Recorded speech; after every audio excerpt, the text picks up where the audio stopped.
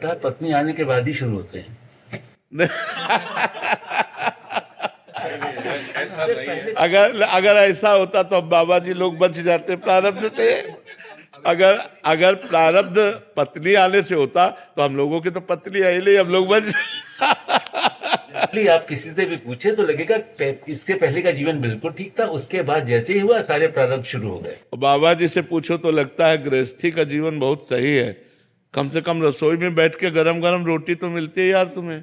कम से कम अपने दुख सुख की बात तो आप किसी से कह सकते हो। यहाँ किससे बात करें? परमात्मा के सिवा कौन है?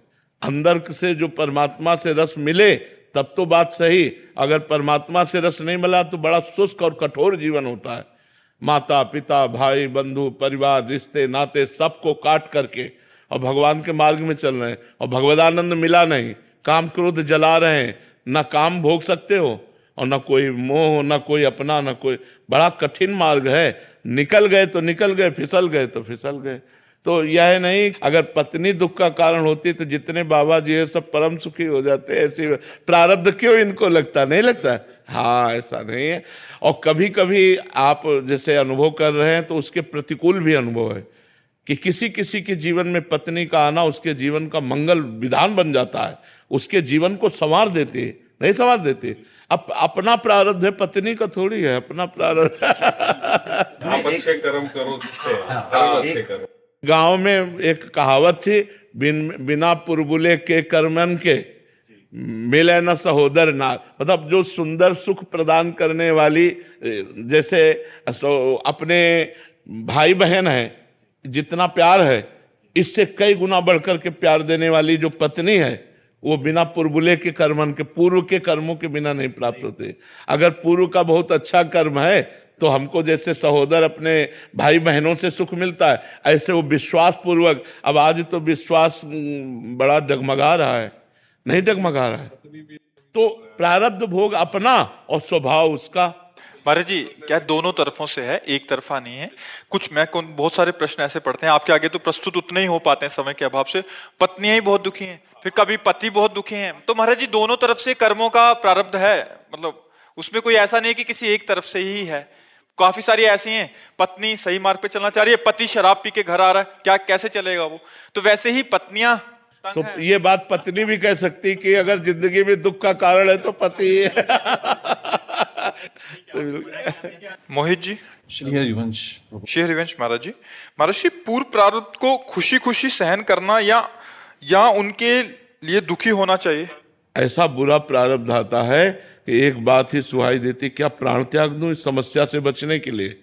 ऐसा भी प्रारब्ध आता है। उस समय केवल भगवान भगवान, हरि स्मृति सर्व विपद विमोक्षणम। भगवान का स्मरण, भगवान का भजन उस समय साधक को बचाता है जब बुरा प्रारब्ध आता है। अब ऐसे ऐसे प्रारब्ध, जैसे गृहस्थी में अब एक लड़का है, पढ़ लिख करके वो अच्छी डिग्री में पहुंचा और मर गया। अब सारी संपत्ति सब कुछ सब सूना, पूरा परिवार सूना, संसार सूना, और भगवान पर भी अश्रद्धा। मतलब ऐसी ऐसी परिस्थितियां संसार में है कि उन परिस्थितियों से निकलने का उपाय केवल भगवान है, दूसरा नहीं। अगर भजन नहीं है तो परिस्थितियां मिटिया मेट कर देंगी। ऐसी भी परिस्थिति आती है। तो इसलिए हमें लगता है सुख और दुख, सुख सह जाए अभिमान ना आवे, और दुख सह जाए हम उसमें नष्ट ना हो, ये भजन से बल मिलता है। और ये सबके जीवन में सुख और दुख दोनों आते हैं, इसलिए सबको भजन करना चाहिए। नाम जप भगवान का अवश्य करना चाहिए, भगवान की पूजा आराधना अवश्य करनी चाहिए, जिससे हमारा जीवन मंगलमय कट जाए। देखो, आनंद की बाढ़ आ रही थी अयोध्या में। कल सुबह राम राजा बनेंगे, राम जी जैसे सुंदर सर्वांग प्रभु राजा बनेंगे, चक्रवर्ती सम्राट पद पर बैठेंगे। और समय के बिगड़ गया। 14 वर्ष का वनवास, तापस वेश विशेष उदासी, 14 वर्ष राम वनवासी। लेकिन भगवान की मुस्कुराहट में तो कोई फर्क नहीं पड़ा, पर अयोध्या उजड़ गई। दशरथ जी के प्राण चले गए, माताएं विधवा हो गईं, पूरी अयोध्या राम जी के वियोग में 14 वर्ष ऐसी उदास ऐसे खिन्न कि भोजन अच्छा न लगता। राम जी सबके प्राण थे, समस्त अयोध्यावासियों के। तो भगवान ने लीला करके दिखाई है कि जब भगवान के उपस्थिति में ऐसी ऐसी विपत्तियां आ गई तो हम लोग तो भगवान के रचे हुए मनुष्य हैं, हमारे जीवन में बराबर सुख कैसे रह सकता है। तो इसलिए भगवदानंद में हम दुख सह सकते हैं। तो भगवान का जब नाम जप करेंगे, अच्छे आचरण करेंगे तो हमारी बात बनेगी, नहीं तो ये संसार बहुत दुखमय है। पता नहीं आपको दिखाई देता है कि नहीं, सबसे बड़ा दुख है कि हम कब मर जाएं, भरोसा नहीं। और मर गए तो लड़का बच्चा परिवार मकान दुकान बैंक बैलेंस सब यहीं पड़ा है। सबसे बड़ा डर वही है। हाँ वही, मतलब कि कब मर जाए कोई भरोसा नहीं।